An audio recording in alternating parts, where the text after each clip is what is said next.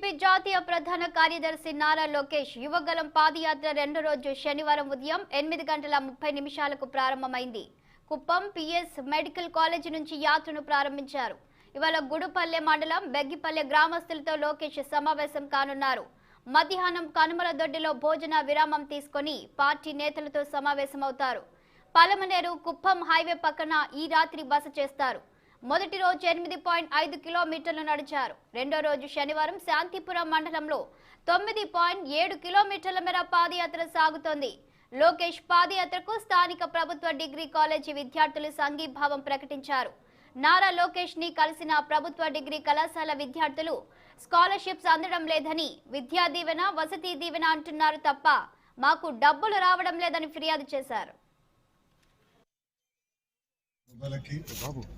ఇట్లా community hall కట్టేదానికి 10 కోట్ల రూపాయలు ఆనాడు మనకు కేటాయిస్తాం జరిగింది. నేను మిమ్మల్ని అడుగుతున్నా, కొత్త ప్రభుత్వం అధికారంలోకి వచ్చిన 3 సంవత్సరాలు 8 నెలలైంది. కురుబా కార్పొరేషన్ ద్వారా ఒక లోన్ వచ్చిందా? ఒక లోన్ వచ్చిందా? బండికి ఒక కార్ కొనుక్కోవాలంటే సబ్సిడీ వచ్చిందా?